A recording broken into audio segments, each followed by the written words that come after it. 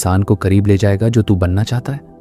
और अगर कभी उसने टाइम वेस्ट किया तो उसे अपनी पिगी बैंक से 10 रुपए निकालकर पेनल्टी जार में डालने पड़े।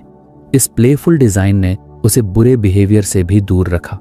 अब अभय के लिए हैबिट फॉर्मेशन एक बोरिंग डिसिप्लिन नहीं था, बल्कि एक एक्साइटिंग एक्सपेरिमेंट था, जैसे कोई साइंटिस्ट अपने ऊपर रिसर्च कर रहा हो। उसने अपनी जर्नी की एक नई नोटबुक शुरू की, नाम रखा बिहेवियर लैब। इसमें वो अपनी हर नई हैबिट को इन 4 लेयर्स में डिवाइड करके टेस्ट करता।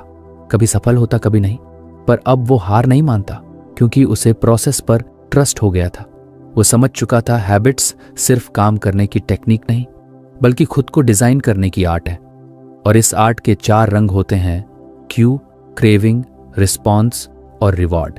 आज भी जब वो किसी नए गोल पर काम शुरू करता है तो वो एक ही सेंटेंस लिखता है, design the habit not just the outcome.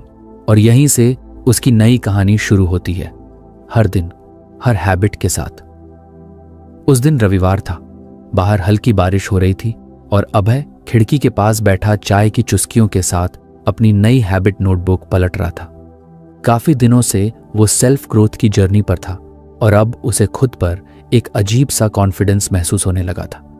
उसने छोटे छोटे बदलावों से बहुत कुछ सीखा था, कंसिस्टेंसी, आइडेंटिटी बेस्ड हैबिट्स और बिहेवियर चेंज के 4 लॉज। लेकिन अब वो एक नई चैलेंज को लेकर थोड़ा परेशान था। असल में पिछले कुछ दिनों से उसने मेडिटेशन की हैबिट शुरू करने की कोशिश की थी। सब कुछ पढ़ लिया था, बेनिफिट्स, टेक्निक्स, एप्स तक डाउनलोड कर ली थी, लेकिन फिर भी वो एक दिन करता और दूसरे दिन भूल जाता।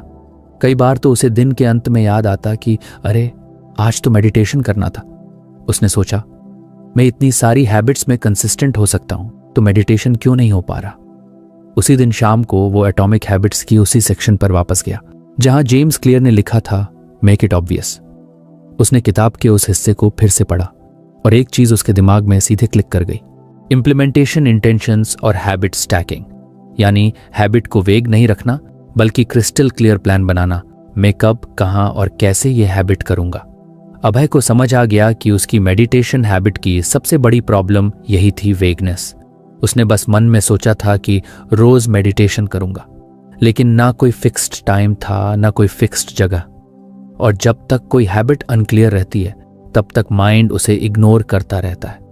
अगले दिन से उसने इम्प्लीमेंटेशन इंटेंशन तैयार किया, मैं हर दिन सुबह 7 बजे जब मैं अपनी चाय पी लूंगा, उसके तुरंत बाद 5 मिनट मेडिटेशन करूंगा अपने रीडिंग कॉर्नर में। अब हैबिट वॉक नहीं थी, बल्कि स्पेसिफिक थी। क्यों भी सेट था, चाय खत्म होना, टाइम भी फिक्स था और जगह भी तय हो चुकी थी।